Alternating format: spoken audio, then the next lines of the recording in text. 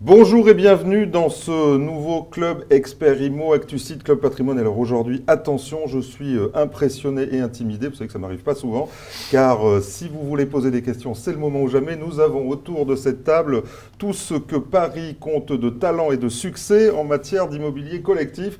Alors c'est un grand jour pour moi. Par ordre d'apparition à l'écran, si je puis dire, Eric Cosera, président de Perial, un jeune homme qui, selon le site ImoWeek, fait partie de ces quadras dont le monde de la pierre-papier peut se féliciter. Donc c'est merveilleux. Rappelons que PFO2, qui est le blockbuster actuel de Perial, est top 3 dans la collecte de SCPI. Vous me direz si je suis bon dans le classement, Eric, bien sûr. On continue par Thierry, alors c'est pas dans le bon ordre de mon papier, mais Thierry Sévoumians, DG de la Française AM, président de CD Partenaires, un ami de 25 ans. C'est vrai. Qui n'a pas de rides, mais des cheveux blancs, je dois bien dire. La Française AM qui s'affirme comme le leader en termes d'encours, je crois que c'est la vérité, de SCPI, de pierre-papier en France. Et donc Thierry, vous ferez office de statut du commandeur. Trop d'honneur. Ça vous va bien? Ensuite, notre ami Laurent Fléché, président du directoire de Primonial REM. C'est bien ça, le trublion sur le marché. Selon ImoWeek, il aurait pu être notaire, nous dit-on. Mais depuis qu'il a rejoint Primonial, il achète à tour de bras et se dit leader de là où le marché le dit leader en termes de collecte nette. Et puis un petit nouveau, David Sexy, que je l'ai bien dit, fond manager chez Amundi Immobilier, numéro 2, Amundi, de la gestion des SCPI en termes d'encours peut-être, et premier en termes de collecte, net brut, je ne sais pas. Enfin en tout cas, je n'ai que des leaders autour de cette table, mais j'en ai un autre. Que serions-nous sans lui, Georges, le blablatant, Georges de la taille, celui qui porte la particule comme l'apôtre porte la bonne parole. Et ça, c'était pas facile à dire non plus. C'est beau. Georges, notre geek de service, allez, dites-nous comment ça marche ce chat. Bonjour Jean-Pierre, merci pour ces surnoms, toujours aussi originaux, toujours aussi simples. Posez toutes les questions que vous voulez sous la vidéo, les questions arrivent en direct. N'hésitez pas à poser vite vos questions parce que les thèmes vont être assez longs à aborder. Allez, 45 minutes aujourd'hui. Mais 3 fois 15 minutes. Voilà, répartis en 3 fois 15 minutes. 3 thèmes. Alors, on débordera, on se mélangera, on verra bien. Premier thème, la remontée des taux. Est-ce que c'est un risque ou une opportunité pour l'immobilier collectif? C'est pas très clair, on verra. J'espère qu'on sera très clair au terme d'un quart d'heure. Ensuite, et c'est un peu la suite, si le marché secondaire s'affolait, qu'est-ce qui se passerait, messieurs? Est-ce que vous seriez prêts? Alors, on m'a dit que c'était un thème un peu pessimiste, c'est un peu ma marque de fabrique, mais vous voyez que j'ai le sourire. Donc, je suis déjà rassuré par ce qu'on a eu avant plateau. Et puis, pour ouvrir le débat, est-ce que l'immobilier collectif ne serait pas un peu à l'étroit dans nos frontières? Et qu'est-ce qu'on va chercher ailleurs? Alors, j'allais dire ailleurs, on passe les frontières, mais aussi ailleurs en termes d'opportunités, un peu dans l'innovation, puisque c'est le thème actuel de la politique française. Allez, on démarre directement par les problématiques de taux.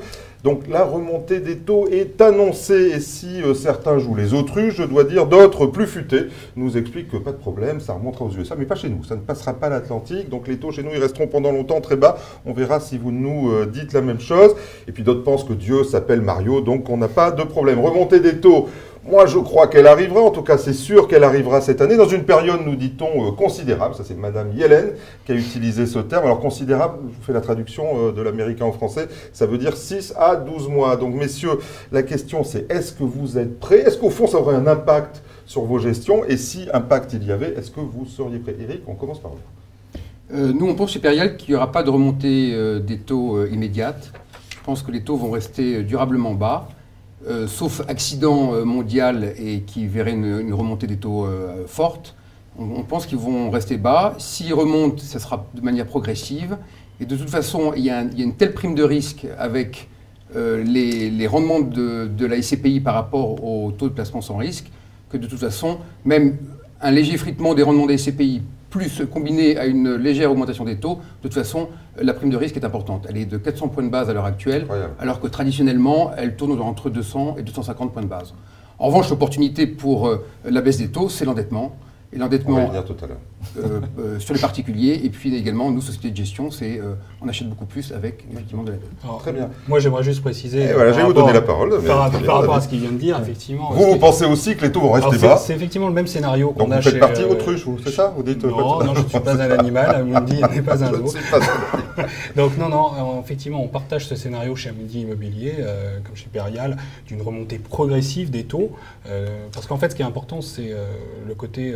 L'amplitude. Si ça remontait brusquement, là, effectivement, ça pourrait être extrêmement dangereux. Pour tout le monde, d'ailleurs, pas pour vous. Et pour toutes les classes d'actifs. Et à la limite, l'immobilier serait même peut-être le mieux placé que les autres investisseurs.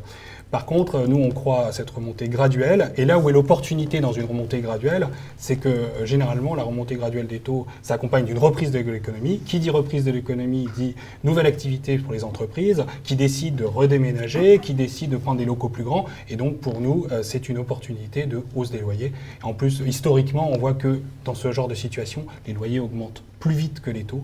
Et donc, ça permet de maintenir les valeurs. D'accord, donc vous avez modélisé une autre. Thierry, est-ce que vous l'avez, donc la statue du commandeur, je le disais, donc vous avez des CPI très anciennes, vous avez un stock très important. Est-ce que vous l'avez modélisé ce risque? Au fond, même si vous dites, c'est pas possible, est-ce que vous l'avez modélisé? Oui, enfin, de toute façon, ne pas se poser la question aujourd'hui en tant que société de gestion, ce serait pas professionnel. Donc, premier des points, on le regarde factuellement. Hein, on a parlé 300-400 points de base de spread, c'est presque incroyable. Hein, on est dans une situation plutôt très confortable.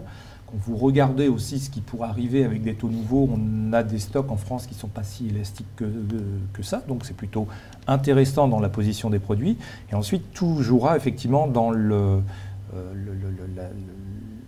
deux scénarios. Soit on est dans un scénario où croissance, évolution des taux modérés reviennent avec loyer et indexation, et auquel cas on sait le gérer. Et ça se gère aujourd'hui avec stabilité des valeurs, hein, c'est comme ça qu'on l'intègre pour nous. Soit effectivement c'est quelque chose de plus brutal, peu importe la raison, hein, et auquel cas on l'a modélisé en disant que peut-il se passer au-delà au-delà des effets euros et autres, c'est les deux variables, si toutefois nous étions confrontés à une remontée des taux fortes, ce serait ça a une incidence sur le prix des parts ou sur la partie loyer, en fin de compte la partie rendement du produit. On va y revenir, j'en suis sûr. Laurent, on a un spread incroyable aujourd'hui, enfin on disait 400 points de base, donc enfin, pour parler français, au fond on est à 1,20 sur l'OAT et on est à 5,20, 5,30 sur les SCPI. C'est jamais vu, c'est incroyable. Est-ce que c'est une situation, on se disait en avant-plateau, au fond ça va durer, mais ça ne peut pas durer comme ça dans l'économie, c'est pas légitime si. Je pense qu'il faut être très basique en la matière. Il faut juste s'assurer que nos produits SCPI ont la capacité de façon pérenne à distribuer un rendement régulier auprès des porteurs de parts. C'est ce qu'ils viennent chercher en investissant dans un produit SCPI. Et aujourd'hui... J'attends pas que ça. Je me dis aussi très bien, mais si vous avez assassiné les gens avec un loyer trop élevé, à un moment donné, ils ne pourront plus payer. Et la valeur j'allais y venir. Le gros avantage, c'est que derrière nous, on a déjà 3 ou 4 années de crise. Donc tout le travail sur les loyers, il a été fait. Il y a un réajustement au niveau des loyers qui est fait aujourd'hui.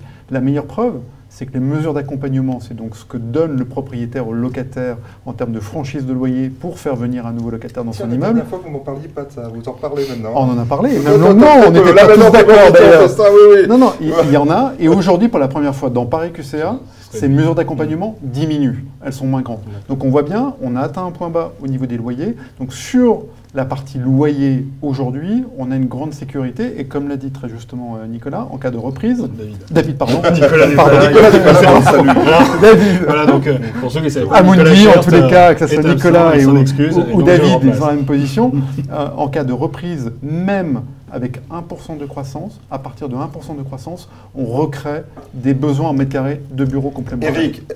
Eric, puis on va venir. Et Eric, est-ce que ça ne veut pas dire que c'est trop cher ce spread? Est-ce que ça veut pas dire tout bêtement que si j'ai un tel spread entre l'oblig et les rendements immobiliers, ça ne veut pas dire que l'immobilier est trop cher? Non, ça veut dire que les autres produits ne rapportent plus. D'accord. Donc on est quand même dans une crise, effectivement, on a subi la crise financière en Europe et en fait... Et le seul qui ne soit pas touché, c'est l'immobilier.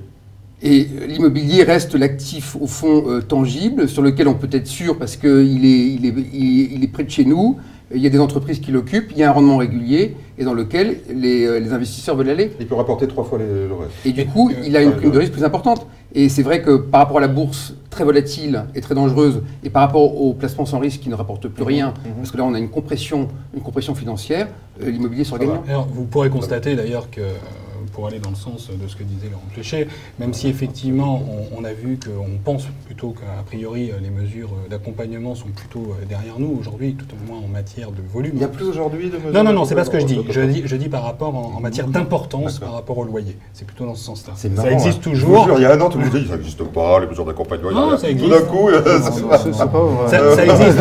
Mais ceci dit, pas vous, mais à la télé. Ceci dit, c'était bien là l'anticipation des sociétés de gestion qui effectivement aujourd'hui anticipent davantage les choses. choses, mettre en place des plans d'arbitrage, mettre en place des reports à nouveau, mettre en place de l'externalisation de plus-value, vous pouvez constater qu'en fait, depuis le début de la crise, la distribution n'a pas baissé. On voit bien que la distribution de l'ensemble des SCPI, voilà, quelques exceptions près, c'est véritablement maintenu. Donc, bon, alors vous parliez de prime de risque, la prime de risque, elle existe. Mais attendez, tout le monde veut aujourd'hui, Thierry. Forcément, je rebondis sur ce que dit, mais vous allez intervenir sur le sujet. Forcément, aujourd'hui, à un tel niveau de spread, tout le monde en veut. Donc je comprends bien que la distribution ne baisse pas, Thierry. Mais c'est une des qualités premières de la partie immobilière. Hein, la stabilité. Non, mais il y a une corrélation qui est quand même beaucoup plus étroite entre les marchés obligataires, les marchés financiers et les marchés actions. C'est le propre de l'immobilier. Hein. La mécanique même de l'immobilier, c'est de prendre ces baux longs, de les prendre sur des taux, de les indexer et autres. Je pense que quand ils viennent conforter une situation, et on a très bien passé les années depuis 2008, hein, que ce soit à la fois en valeur et en distribution, je pense qu'il faut le prendre du bon côté. À l'inverse, il faut qu'ils puissent les suivre à la hausse et le moteur sera la croissance. Mais c'est tout l'intérêt de l'immobilier dans une allocation d'actifs, d'avoir des actifs qui soient plus décorrélés les uns des autres aussi. On peut tout pas s'étonner est pour le mieux dans le meilleur des mondes. C'est pas ce que j'ai dit. On va donner la parole aux internautes et puis on reviendra ensuite. Mais vous voyez, ça passe vite, on a déjà fait 10 minutes. Donc, justement, les internautes nous disent finalement, vous dites que les taux vont rester bas, que c'est pas trop cher, que les loyers ont été corrigés. Donc est-ce que c'est pas un peu trop beau? Et est-ce que selon vous, l'immobilier est vraiment le seul, enfin l'endroit où il faut aller, il n'y a rien d'autre? Toutes les questions tournent autour de ça en fait. D'accord. Il y a un élément qui ne trompe pas, c'est comme de regarder le prix au mètre carré. Et quand on compare le prix au mètre carré des immeubles que l'on achète aujourd'hui, il est 10 ou 15% moins cher qu'en 2007 et il est largement en dessous du prix de l'immobilier qui avait flambé dans les années 92. Donc on est revenu aujourd'hui à des valeurs raisonnables. Pareil pour les loyers. Pareil pour les loyers. Mais moi, le bémol que je porte, c'est qu'il n'y a pas de bulle immobilière, mais l'immobilier n'est pas dans une bulle. C'est-à-dire que nos SCPI sont quand même très dépendantes de la situation économique, de la santé des entreprises. Si je résume, parce que vous avez une vieille maison de SCPI aussi, hein. Si je résume au fond, on a plutôt bien passé la crise. Quand j'entends Laurent qui me dit les prix ont baissé de 15%, hein, on ne l'a pas ressenti dans vos SCPI, ça? Non, mais on n'est pas dans la situation des années 90 comme on l'a connu avec une crise immobilière structurelle très, très importante. On subit la crise économique comme tous les Français et comme tous les acteurs. Maintenant, là où on a gagné en productivité, c'est qu'effectivement, le niveau des loyers et le niveau des prix n'a au fond pas beaucoup bougé depuis les années 90. C'est 15% de baisse de loyer, David. C'est 15% de baisse de... Attendez, c'est de valeur, pardon. Ils sont passés où dans... pour les loyers, à peu près. Alors, attendez, vous me dites. C'est 15%, je vais tous les deux, hein, de baisse de loyer et de valeur, et 25, ils sont passés où dans vos cours? Ça n'a pas baissé chez vous? Non, mais... Alors après, ça dépend des allocations d'actifs. Hein, donc vous avez été géniaux en allocation d'actifs? Non, on n'est pas tous géniaux, ça dépend des moments. Mais évidemment, on a toujours tendance à parler des bonnes affaires, oui. C'est bien connu.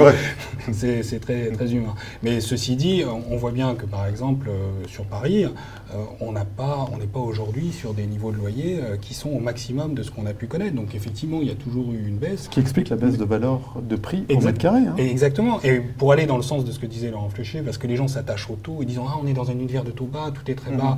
Il ne faut pas oublier que le deuxième variable, c'est le loyer. Par exemple, sur Rivoli Patrimoine que je gère en direct, j'ai investi cette année 100 millions d'euros. Vous avez le droit de citer, redonner le nom. Rivoli Patrimoine. Voilà, Rivoli Avenir. Vous avez le droit de donner le nom. J'ai investi 100 millions d'euros dans Paris intramuros à 6% de rendement, mais au prix au mètre carré, on est à 6 000 euros. Donc vous voyez, alors, on est capable quand même, et c'est important que les internautes gardent ça en tête. Le prix au mètre carré est un juge de paix dans ce type de période. Où c'est passé dans vos valeurs? J'ai pas vu vos valeurs baisser. Alors, vous dites que vous achetez moins cher, vous avez arbitré? Je vais donner un élément. Souvent, la référence, on parle de prime, c'est-à-dire ce qui est mieux situé. Ce qui a vraiment baissé depuis les années hautes, c'est plutôt place de la Madeleine. Voilà. Vous avez une typologie d'actifs qui a plus baissé, qui était plus haute et en matière de valeur métrique et en matière de loyer, qui ne correspond pas à la constitution de nos SCPI. On est constitué sur d'autres typologies d'immobilier. Donc, ça ne s'est pas très facile. Je comprends, mais je ne comprends pas. Non, mais si, mais concrètement, on n'est pas investi que sur les 3 quartiers, par exemple, quand les valeurs. Ça veut dire que vos autres immeubles n'ont pas baissé? Non, mais ça veut juste dire également. Jusqu'au bout de l'histoire. C'est une question de proportion. Jean-Pierre, ça veut juste dire que nos SCPI, on oublie quand même un élément très important. Elles ont une immense qualité, c'est la mutualisation. Elles n'achètent pas tout leur patrimoine en 2007 ou en 2008 ou en 2009. Elles l'achètent au fil de l'eau. Donc la proportion de patrimoine acheté cette année. Laurent, vous achetez récemment, hein? On a notre vaisseau amiral qui fait 1 milliard d'euros, qui est Primopierre. Oui. Cette année, on aura investi 200 millions d'euros sur une capi d'1 milliard. Voilà, donc c'est 20%.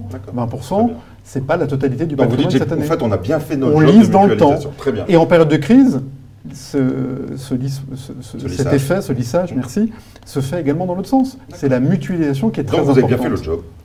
Oui. Alors, si vous voulez bien, juste pour conclure, on a fini cette partie. Où ça va là cette année? Est-ce que c'est pas un peu trop quand même? Vous me répondez très rapidement, chacun votre tour. Est-ce que c'est pas un peu trop quand même le rendement? Est-ce qu'on n'a pas intérêt à s'attendre à un peu moins? Et du coup, est-ce qu'on est en risque pour l'avenir ou est-ce que tout va bien?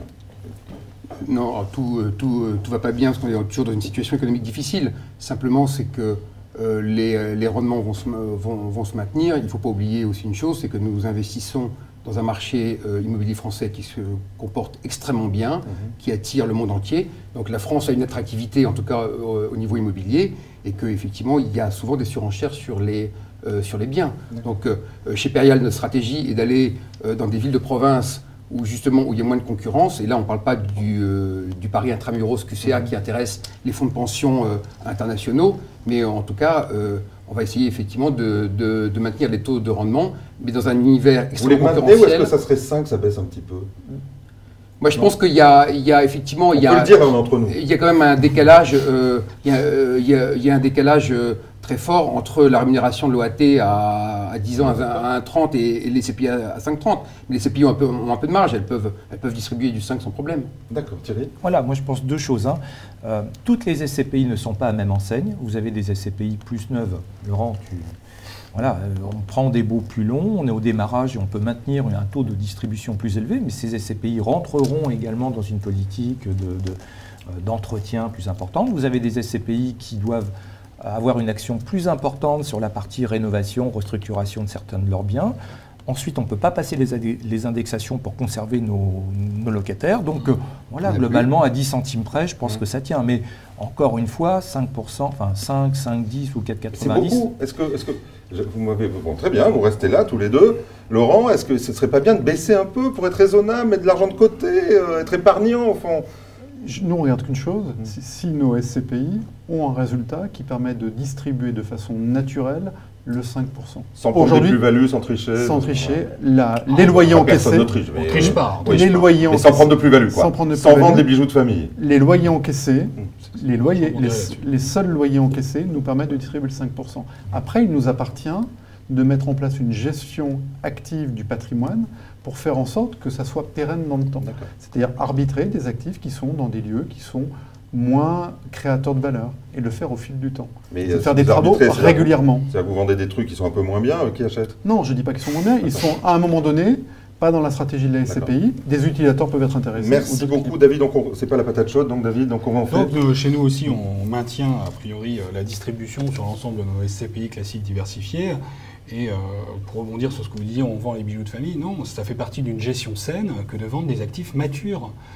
À un moment, il y a certains actifs sur lesquels on est allé au bout en termes d'asset management. On a fait des travaux importants, on a procédé à des relocations, on a tiré la valeur locative. Il est normal d'aller chercher de la plus-value et de la distribuer.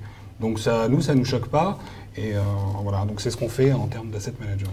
Très bien, messieurs, on a fini cette première partie. Merci beaucoup. On va en fait continuer assez logiquement sur quelque chose où on n'est pas allé. Vous nous avez rassurés, je crois. Donc on tient les taux et aujourd'hui ils sont bons. Bon au sens, on est dans le bon taux par rapport à vos assets, c'est le cas. Mais allez, on va faire un peu de science-fiction. Imaginons que ça se passe un peu plus mal. Imaginons que les taux remontent un peu plus, ou même lentement, mais à des niveaux qui soient plus significatifs, parce que des taux français aujourd'hui à 20 ou un peu moins, je ne suis pas sûr que ce soit très naturel, au sens économique du terme, donc on pourra en reparler. Imaginons que ça monte et que des gens veuillent arbitrer. C'est-à-dire qu'ici, je voudrais sortir. On va parler d'un truc qui inquiète beaucoup la distribution, c'est le marché secondaire. Pourquoi ça inquiète? Parce que on a connu les années 90, en tout cas moi je l'ai connu avec vous d'ailleurs, et c'était chaud quand même. Il y avait des marchés gris, on ne savait plus à combien on vendait. Si on voulait vendre vite, on vendait un peu à n'importe quel prix, et il n'y avait aucune logique de marché. Est-ce qu'aujourd'hui, votre marché est devenu plus mature? Et est-ce que ce qu'on a connu dans les années 90 n'arrivera plus, sera mieux régulé? Et au fond, économiquement, à un moment donné, si ça baisse, il faudra bien qu'il y ait un prix. Thierry, on commence. Bon, déjà, c'est bien parce que nous nous posons la question à un moment où le comportement des SCPI, je devais donner 3 chiffres, le montant global d'épargne non résolu sur les 30 ou 31 milliards de capitalisation, c'est 50 millions d'euros. Le taux de rotation, autrement dit, les assureurs seraient jaloux de ce chiffre, c'est à peine 1% sur les 700 000 porteurs. Aujourd'hui, il n'y a pas de SCPI sur lesquels vous êtes scotché un peu? Non, il y a des SCPI où c'est plus complexe en termes de marché secondaire parce que vous avez des SCPI à des niveaux différents, certaines qui doivent restructurer une partie du patrimoine, d'autres qui sont plus neuves. Donc, et c'est normal, le conseiller et le client va sur un produit à 20 ou 30 centimes supplémentaires. Bon. Alors, dans les années 90, qu'est-ce qui se passait? On disait, si je veux vendre à tout prix, je lâche quel que soit le prix, il y avait ce fameux marché gris, etc. Aujourd'hui, on a l'impression que ça bloque plutôt, non? Oui. oui.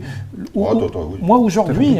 Oui, mais ça se faisait. Moins 50, moins 60. À un moment donné, il y a toujours un acheteur. Oui. Alors, moi, je trouve qu'aujourd'hui, vous parliez d'acteurs plus matures, c'est ça qui est intéressant, que ce soit les clients qui ont bien intégré que c'est un produit avec un marché organisé, ce n'est pas un produit liquide, nos partenaires qui l'ont très bien intégré aussi, voire même les assureurs qui achètent et qui ont bien intégré, qu'ils garderont sur fonds propres s'il y a un point.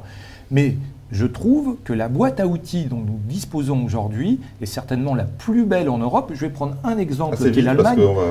L'Allemagne, c'est incroyable. L'Allemagne, vous avez les fonds ouverts et les fonds fermés qui sont bien plus importants que nous. Un fonds ouvert est ouvert jusque la veille où il est fermé le lendemain matin. Aujourd'hui, entre fonds de remboursement, c'est trop technique, Thierry. Non, mais un fonds ouvert, ça se ferme en un jour en Allemagne. David, est-ce que c'est... Moi, je ne vois pas en quoi c'est mieux que dans les années 90. Essayez d'être concret.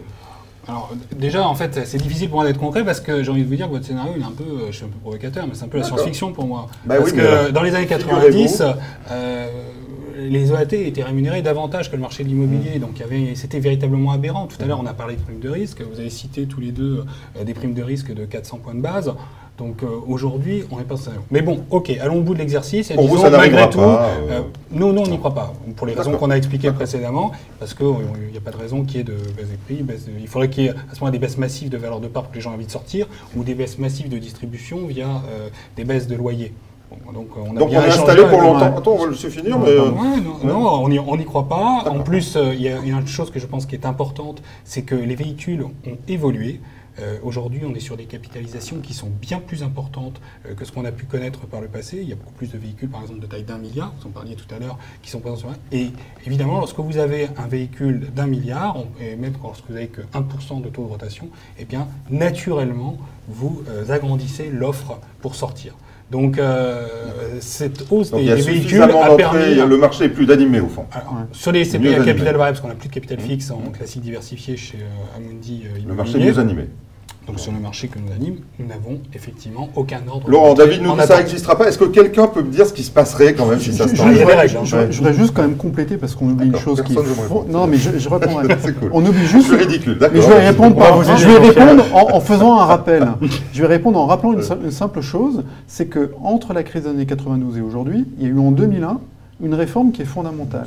C'est-à-dire que pendant la crise des années 90, si vous vouliez vendre des parts de SCPI, il fallait quasiment se transformer en homme sandwich, se promener dans la rue en disant « j'ai des parts de SCPI, qui veut me les acheter ?» Depuis 2001, il y a une confrontation... Il fallait mettre Claudia Schiffer à côté aussi. Exactement, c'est plus vendeur à l'époque. Très clairement, aujourd'hui, il y a une confrontation organisée au sein des sociétés de gestion, et il y a un ajustement qui se fait par le prix. Donc la liquidité, elle se fera par le biais de ce mécanisme qui a été instauré en 2001. Et depuis 2001, on n'a pas eu un seul élément, y compris en 2008, année complètement difficile également. Et deux aspects supplémentaires. Non, Eric. On n'est pas du tout dans la situation des années 90, et je crois que la profession a gagné beaucoup plus en maturité et en organisation, et y compris les SCPI. Et donc nous avons des marchés secondaires qui sont actifs, qui sont liquides, et c'est important parce que quand un associé veut rentrer dans une SCPI... Ils sont liquides aujourd'hui parce qu'il y a de l'acheteur. Enfin, mais je pense qu'on est dans une situation où l'immobilier est rentré maintenant comme une classe d'actifs comme les autres, ce qui n'était pas le cas dans les années 90. Les années 90, il y avait les valeurs mobilières et puis il y avait l'immobilier qui était un petit peu, qui se gérait en stock. Et là, donc, on est beaucoup plus dans un actif qui est beaucoup plus liquide. Donc, il y a une confiance. Et donc, il y a la possibilité de pouvoir revendre ses parts. Et nous, chez Perial, effectivement, on a des marchés secondaires qui sont actifs, sur lesquels les parts en vente, c'est effectivement extrêmement marginal par rapport à la capitale totale. Et nous avons mis en place, en termes de gestion de prévention des risques, c'est-à-dire qu'on ne nie pas que la liquidité est un risque important avec ces pays, simplement c'est qu'il faut effectivement l'organiser. Eric, aujourd'hui tout va bien. Mais si demain, il y avait beaucoup plus d'acheteurs que de vendeurs que d'acheteurs, pardon, à ce moment-là, c'est vous qui ajusteriez le prix? On l'a prévu. C'est le marché qui ajuste les prix. Et après ça, vous avez des dispositions... des carnets d'ordre. Des carnets d'ordre. Après ça, vous avez des dispositions de capacité de vendre des immeubles pour pouvoir effectivement réajuster les prix, de repasser en marché secondaire quand vous êtes une capitale variable et de repasser en capital fixe. Donc, il y a des solutions qui existent. Et maintenant qui permettent de pouvoir avoir un produit complètement... Plus les fonds de remboursement ont été mis en place. Vous allez pouvoir répondre. Mais on va juste demander aux internautes ce qu'ils en pensent, parce qu'ils ont des idées forcément. Ou ils ne comprennent pas. Non, plus terre à terre, c'est comment est-ce que vous gérez le marché secondaire? Est-ce que c'est vous qui le faites? Est-ce que c'est des partenaires? Comment ça marche? Comment ça marche? En moyenne, c'est le marché. En moyenne, en combien de temps ça dure? Est-ce que c'est longtemps ce marché secondaire? Et effectivement, on nous dit, pour faire plaisir à Jean-Pierre, que comme le thème est très pessimiste, est-ce que vous êtes aussi pessimiste que Jean-Pierre, a priori? Non, ils ont dit non, c'est fini, on n'en parle plus. Il nous repose la question. C'est moi le canard noir, mais je ne suis pas le cygne noir. Sinon, c'est vraiment la question pragmatique, effectivement. Allez, vite fait. Est-ce que quelqu'un peut me dire comment ça marche vraiment, pratiquement, pratico-pratique, comment on organise? Alors nous, chez Perial, on a du capital fixe, donc on a du vrai marché secondaire, et on a une cotation qui est hebdomadaire, donc chaque vendredi matin, donc demain matin, il y a le rapprochement, après-demain exactement, il y a le rapprochement entre les acquéreurs et les vendeurs. Et il y a donc une détermination du prix qui est communiquée sur Internet. David? Alors, même chose? Oui, c'est exactement le même principe. De toute façon, c'est un principe qui est le même pour l'ensemble des sociétés de gestion. C'est intégré, on s'en occupe en interne. Et chez Amundi Immobilier, sur les classiques diversifiés, donc les SCPI de bureau, nous, on est tout maintenant, on est intégralement en capital variable. Et donc, on n'a plus ce marché secondaire, on a ce marché primaire qui, lui, tourne mensuellement. D'accord. Thierry, vous, gros stock, donc comment ça se passe? Vous avez les deux? On a les deux systèmes. Sur la partie SCPI à capital fixe hebdomadaire, exactement de la même manière. Sur la partie à capital variable, c'est les nouvelles parts, en fin de compte, qui viennent en contrepartie des anciennes. Mais on a cette possibilité sur le marché secondaire de suspendre cette variabilité des SCPI pour tomber dans le système de capital fixe par confrontation. Voilà. Très bien. Laurent, on finit par vous. Vous êtes le petit dernier, non pas dans le métier, mais en termes de maison installée. Alors pour vous, ça se passe comment? Vous n'en avez pas beaucoup de marché secondaire? On est essentiellement en capital variable sur nos 3 SCPI, Primo Pierre, Patrimo Commerce et Primo Vie. Et on a une SCPI qui est plus ancienne, qui est UFI France Immobilier, sur laquelle on est en marché secondaire.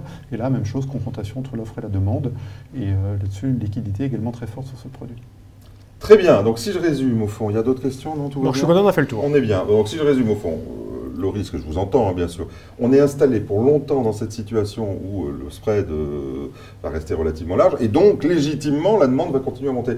Peut-être pour, comme on a un peu de temps encore sur la thématique là, 2 questions. Qu'est-ce qui va se passer l'année prochaine? Est-ce que, puisque on arrive à la fin de notre histoire, le rendement, est-ce que vous allez tenir donc ces rendements? Vous avez dit oui tout à l'heure, hein, donc on va être à peu près dans ces zones-là. Comment ça se passe? Vous me disiez tous les 4, en plateau et avant plateau, que vous avez une vraie politique d'arbitrage à l'intérieur de vos SCPI. Je crois que le monde a changé là-dessus, hein, c'est-à-dire qu'avant c'était beaucoup plus stable. Maintenant vous êtes des vrais asset managers. David? Alors oui, effectivement, on organise sur l'ensemble de nos SCPI des politiques d'arbitrage annuelles qui correspondent par exemple, sur Immobilier Patrimoine que je gère sur 1 milliard d'euros, 1,1 milliard de patrimoine immobilier, on arbitre assez faiblement. Parce que c'est une SCPI qui est plutôt parisienne, exactement, qui n'a pas vocation. Ce serait une SCPI de région, ce serait une stratégie différente. Mais on peut arbitrer pour des raisons totalement différentes. Soit parce que c'est ce qu'on disait tout à l'heure ensemble, hors plateau, soit parce que ça ne rentre plus dans l'allocation d'actifs cibles qu'on s'est fixé. Ça ne veut pas dire que c'est des mauvais actifs, ça veut juste dire qu'on ne souhaite plus les garder pour d'autres raisons. Ça peut être des raisons de taille.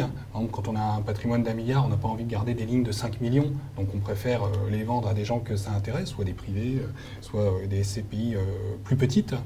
Donc voilà, donc on arbitre soit parce qu'il y a trop de travaux et on ne le retrouvera pas dans la valeur, soit parce que l'actif est extrêmement mature et qu'on pense qu'on a fait notre travail d'asset manager, on l'a reloué, on l'a valorisé, et maintenant on va prendre la plus-value. Ça va, c'est fait. Ça aussi, c'est un changement. Laurent, vous étiez nouveau, mais en même temps, vous êtes un ancien dans le métier quand même. Ça a changé quand même. C'est ce côté beaucoup plus dynamique de l'asset management, non? Quand on regarde les SCPI d'il y a 10 ans et les SCPI aujourd'hui, c'est pas un changement, c'est une très grande métamorphose aujourd'hui. Aujourd'hui, pour vous donner un exemple, et sans trahir de secret de fabrication, je demande à l'ensemble des asset managers de nos équipes de réaliser un business plan par immeuble. Donc en début d'année, ils présentent un cash flow sur les immeubles, donc une prévision locative, des dépenses également, des travaux, et en fin d'année, ils doivent rendre compte de ces prévisions-là. Est-ce qu'il y a plus? Si ça ne marche pas, vous vendez? Et non. Et chaque début d'année, il y a un plan d'arbitrage. Je demande à l'ensemble des asset managers de présenter 10% du patrimoine qui pourrait être arbitré. Et sur les 10%, on va sélectionner ceux qui doivent réellement l'être. Ce qui montre bien qu'on a une gestion très active du patrimoine. Et c'est vrai pour beaucoup de gérants.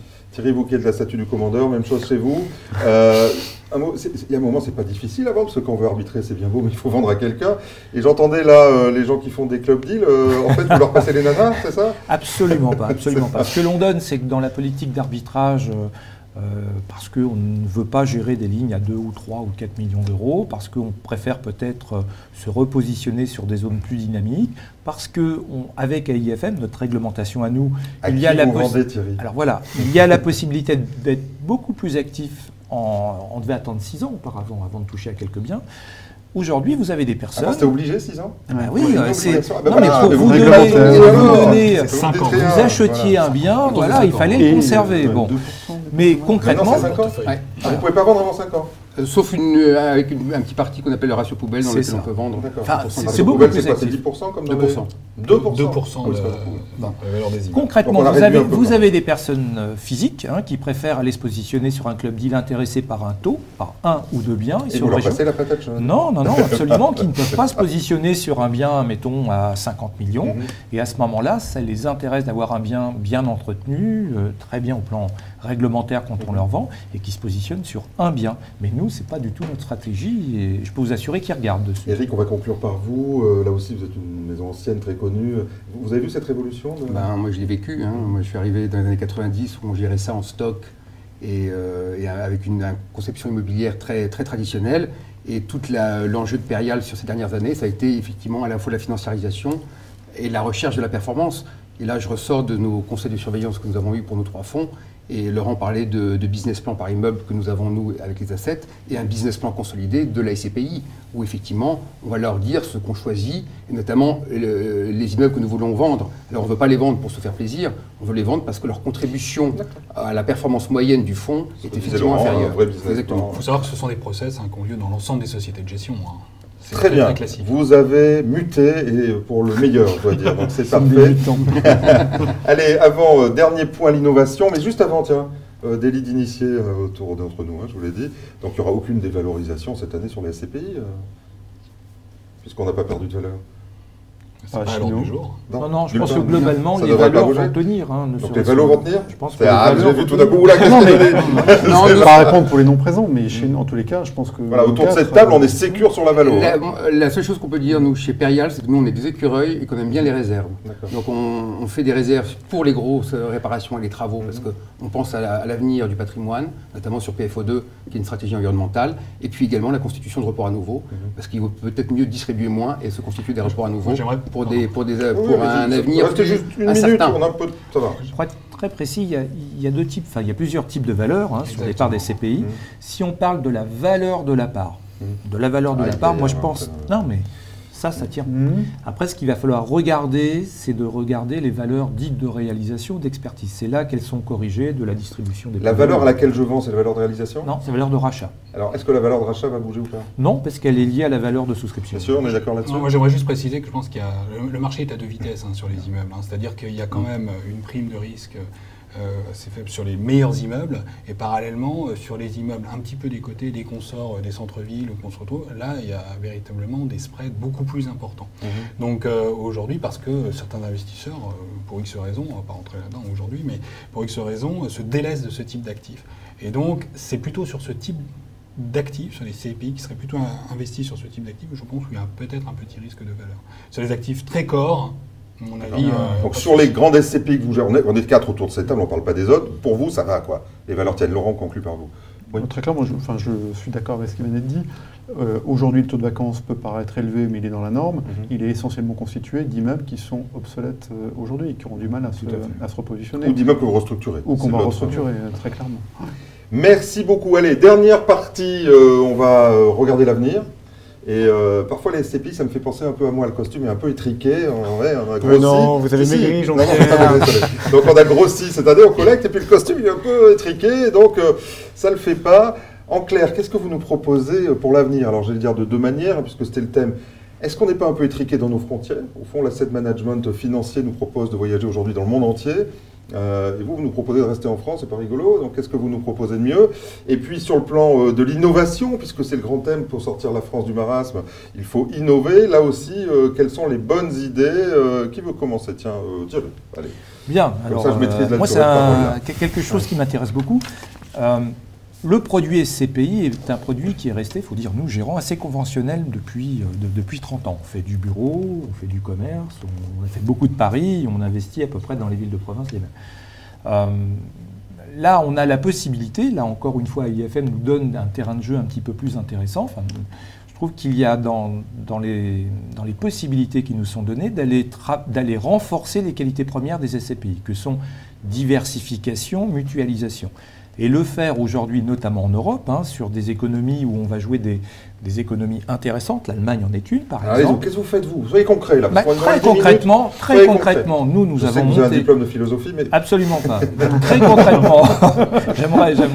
Non, très concrètement, nous avons constitué un produit SCPI, donc pur SCPI, core, autrement dit avec le même profil risque-rendement que les SCPI classiques, sur l'Europe, principalement Allemagne à 70% aujourd'hui, 10% France, et on se laisse la possibilité d'investir sur des pays que sont par exemple l'Espagne, avec des prix qui ont corrigé. Je pense que à partir du moment où vous louez à des locataires intéressants, je vois, on a pris par exemple le siège de Saint-Gobain sur Francfort, on prend des sites sur Berlin loués à l'administration allemande.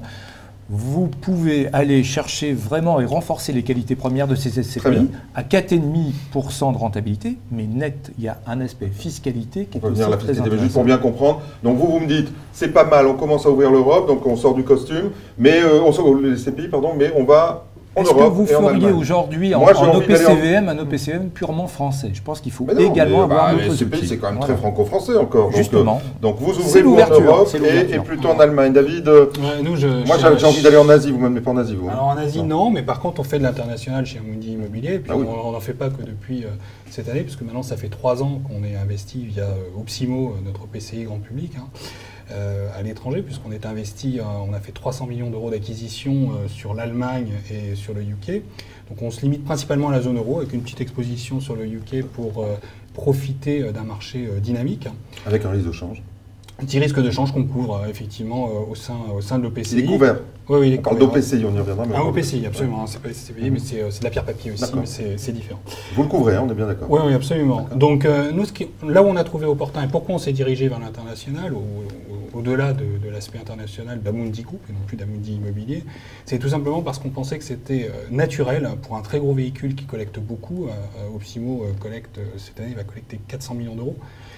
De s'élargir pour ne pas s'exposer à qu'un seul marché, à pas une seule allocation d'actifs, etc. David, merci. Donc, pas d'autre chose que la zone euro. Pas d'autre chose que la zone euro aujourd'hui, chez Amundi Immobilier. Eric? Alors nous, les frontières, elles sont environnementales pour le moment. D'accord. Donc PFO2, c'est effectivement l'enjeu de pouvoir répondre aux objectifs du Grenelle de l'environnement, donc la réduction des consommations d'énergie. Donc on reste en France, mais on va chercher la nouvelle frontière sur l'environnement. On va chercher la nouvelle frontière qui est verte, parce qu'on est convaincu que la compétitivité des immeubles et du coup et la performance se recherchent là. Innovation, on a créé alors c'est pas une SCPI, c'est un produit FPCI qui est investi dans le viager parisien. D'accord, ça c'était la grande innovation, on en a beaucoup parlé. Ouais, donc ça a été effectivement... C'est parti ça? C'est parti, sauf que ça ne peut pas être une SCPI puisque c'est nous qui payons... Vous avez acheté, ça y est, vous avez trouvé des viagers? Donc vous allez voir les petits vieux, vous dites alors? Exactement. Alors c'est pas nous qui faisons le métier puisqu'on a passé donc un partenariat avec le cabinet Le Gas, mais donc ça c'est l'innovation. Et puis nous réfléchissons à un produit européen parce que nous ne pourrons pas demain envisager des produits d'épargne qui ne soient pas européens. D'accord, donc c'est le deuxième temps. Donc c'est le deuxième temps, c'est donc avec AIFM la distribution de nos produits en dehors de l'Europe, pas tout de suite pour le grand public, mais ça va venir dans les prochaines années. Et puis l'investissement dans des pays de la zone euro où il n'y a pas de risque de change. Je reste 2 secondes sur vous, là ça m'intéresse. Le vert, donc l'innovation par la nouvelle frontière, par l'écologie, souvent on dit mais c'est trop cher au fond, à force. Dans une société qui a plus d'argent et qui va être en déflation, c'est beaucoup trop cher de se payer de l'écologie, non? Alors, nous, on n'achète pas totalement vert parce que là, effectivement, c'est cher. On achète des immeubles qu'on va reverdir. Et après ça, on est très vigilant sur les besoins des entreprises en matière d'économie de charge. Et justement, c'est-à-dire que nous agissons pour réduire les charges des immeubles de façon à ce que les entreprises puissent payer moins de consommation. Merci beaucoup, Laurent. Votre innovation? Alors, déjà, le vert, parce que très clairement, tout ce qui est économie en matière d'énergie, on est tous confrontés à cela.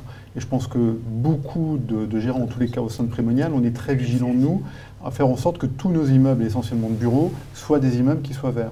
Et on est très fortement positionné à l'acquisition sur des immeubles neufs. Et je vais pousser un coup de gueule, qui est un coup de gueule un peu général sur le marché. Ouais. On a trop de labels, et des labels qui ne veulent plus dire grand-chose aujourd'hui.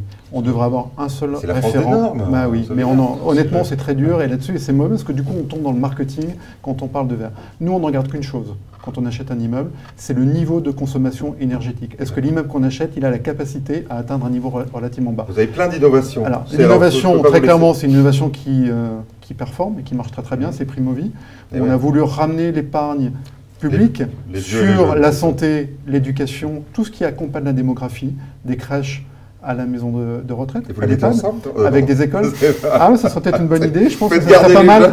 L'intergénérationnel a parfois du bon. Voilà. Très clairement, avec des écoles. Primovie, c'est plus de 100 millions d'euros de collecte par an. C'est une performance naturelle sur des actifs qui sont des actifs récents avec des baux très longs. Et on a une conférence de presse pour annoncer le lancement. Vous avez le droit là ou pas? Non, je peux en parler parce que nous avons obtenu le visa de l'autorité des marchés financiers et que le véhicule est créé sur une SCPI qui va faire du démembrement sur du résidentiel en usufruit locatif social. Donc de la nue propriété dans une SCPI, soyez exactement, sur des lots avec des premières acquisitions. Sur du résidentiel, de la nue propriété dans une SCPI, voilà. Exactement, sur du résidentiel, premières acquisitions dans Paris et à Levallois et en première cour. Très bien, je vous laisse un dernier tour de table. En chat. Les questions des on a des questions sur les autres marchés. On a un chat dans 15 jours sur le sujet. On a des questions sur les autres marchés, le marché américain. Est-ce qu'il y a une belle hausse? Est-ce que c'est une nouvelle bulle ou est-ce que c'est une opportunité? Le marché asiatique, est-ce que vous regardez? Vous ne regardez pas? Un marché américain. Quand il faut regarder, il y a des marchés américains. Pour répondre très vite à ces questions, vous n'y allez pas aussi pour des raisons fiscales et de change. Vous me dites c'est trop compliqué aujourd'hui à faire assumer, c'est ça? Oui, et puis le marché immobilier, c'est un marché local, c'est un marché de proximité. Et donc quand on ne maîtrise pas son marché, nous, je ne sais pas, vous pourriez aller chercher des partenaires. Et effectivement, c'est le but, mais en Europe. Mais par exemple, pour la partie Europe, nous l'avons fait uniquement parce que nous avons des structures Allemagne, Europe qui soient capables d'acheter, de suivre la réglementation, de louer, parce que si vous n'avez pas les équipes locales, vous n'arrivez pas avec un chéquier de 100 millions d'euros. D'accord, donc on ne va pas aujourd'hui, pour l'instant on a bien cerné. Messieurs, il nous reste 3 minutes, je vous propose de faire un petit tour de table. Je vous remercie d'abord d'avoir été optimiste, ça change de moi, donc ça nous fait plaisir et vous m'avez convaincu, je crois, donc bravo. Dites-moi, ça va continuer fort la collecte? Est-ce qu'à un moment donné, c'est pas trop fort quand même? Est-ce que vous assumez, parce qu'il faut avoir du produit derrière, c'est pas aussi facile, donc est-ce que vous assumerez cette collecte qui va arriver? Parce que si le spread reste aussi fort, on peut imaginer que la collecte va continuer à être tout aussi forte. Est-ce que vous arriverez à l'assumer? Et quels sont vos espoirs pour l'année à venir? Voilà, on commence par David. Alors sur la collecte, cette année sur la ligne retail, donc qui concerne la pierre papier, on devrait collecter autour de 700 millions d'euros et on va avoir, si on compte l'ensemble des lignes confondues, une hausse des encours de près d'1,7 milliard d'euros chez Amundi Immobilier. Donc la collecte, on l'a. La collecte, on la place, puisqu'on a tout autant. C'est pas plus difficile qu'avant? Vous trouvez du produit? Non, parce que, en fait, pour revenir sur ce que vous disiez tout à l'heure, on est à l'étroit sur le marché, mais en fait, le marché des transactions, enfin, de l'investissement immobilier cette année, ça va être peut-être 20 milliards d'euros, et les CPI représentent 2 milliards d'euros, donc 10% de ce marché. Donc aujourd'hui, on n'est pas à l'étroit. Il y a du matos, comme on dit. On y arrive. Laurent? Même constat. En termes de chiffres, on est à peu près au même niveau qu'Amundi en termes de collecte sur les produits retail, produits institutionnels. Non, parce que c'est pas l'objectif. L'objectif, c'est de bien acheter, de bien gérer et pas la course au volume, loin de là. Même chose, on est très présent sur les club deals institutionnels, avec 700 millions d'euros à peu près de club deals réalisés. Ce qui fait du matériel, vous avez à trouver. Et c'est là où j'y viens. Non, mais c'est là où j'y viens, où les chiffres et les volumes n'ont qu'une importance, c'est que quand vous réalisez 1,2 milliard, 1,4 milliard d'investissement, vous êtes au courant de toutes les transactions. Sur le 1,5 milliard que nous devrions faire cette année en matière d'acquisition, 50% est ce que nous appelons du off-market, c'est-à-dire des immeubles qui ne sont pas vendus sur ce coup-là, là, au travers de mandats donnés à des brokers. J'entends. Voilà. Vous êtes tous sur ça. Est-ce que Thierry, est-ce que vous n'avez pas... Je reviens. Ça va, vous avez du matériel, tout va bien. Alors, deux choses. Non, c'est compliqué d'acheter. D'ailleurs, on se bat et ça se traduit au niveau des taux d'investissement. Pareil, partie institutionnelle, partie OPCI, SCPI, on a fait 1,6 milliard l'année passée. Donc on devrait être sur des trends parce que beaucoup de demandes. Nous, on a pris le parti sur l'ensemble de nos SCPI d'avoir une ligne à 10% capable d'investir sur d'autres marchés, notamment l'Europe, même sur les SCPI constitués. On vient créer des nouveaux véhicules pour aller se positionner sur d'autres. Maintenant, la collecte, juste une remarque parce que c'est important, elle est sage par rapport à la splendeur du produit. Elle est sage. Vous savez comment ça va se passer? Souvent, ça explose de manière exponentielle. Pour deux raisons. Je pense qu'elle reste importante, très intéressante. Elle devrait évoluer ce que les assureurs regardent. Mais les financements sont plus difficiles. Moi je regarde, pour faire les mêmes volumes aujourd'hui, il n'y a plus d'effet de levier dans les opérations et pareil pour les partenaires. Et aujourd'hui, même de la part des assureurs, les collectes sont très sages, c'est-à-dire qu'on regarde les taux d'emprise, c'est plutôt sage. Merci beaucoup. Eric, on conclut et je vous demanderai une dernière question très rapidement. Oui. Le marché immobilier reste effectivement un marché de niche comparé au monde de l'épargne, qui était effectivement colossal. On a quand même aussi, nous, la chance d'être dans un marché immobilier qui est 55 millions de mètres carrés en France, qui est le premier marché continental, et extrêmement diversifié, extrêmement liquide. On disait effectivement il y a à peu près 16 milliards d'investissements. Les CPI, ça représente 10 à 15%, donc on a de la marge. On a de la marge. Merci beaucoup. On nous demande, un internaute nous dit, allez, choisir c'est renoncer. Juste à la fin du chat, je vais sur le web et je regarde un seul produit de chez vous, un seul. Choisir c'est renoncer. Lequel?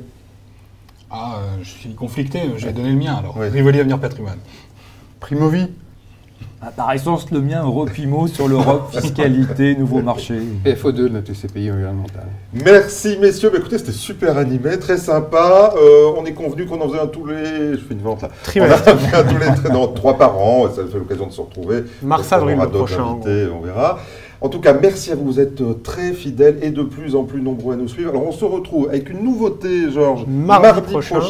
Et on va faire un chat politique. Alors, on ne fait pas de politique, vous imaginez bien, mais on va passer à la question des hommes politiques. On commence par un jeune qui monte, Laurent Grand-Guillaume, qui est député de Dijon, enfin en tout cas de la Côte d'Or, et qui est à la Commission des Finances et notamment qui s'occupe de la simplification de la vie des entreprises. Donc on aura des choses à lui dire. Et puis on a d'autres invités futurs. Vous allez voir, ça va être amusant. Suivez-nous bien, même heure, mais mardi prochain. Et comme dirait Bogdan, gardez-vous bien.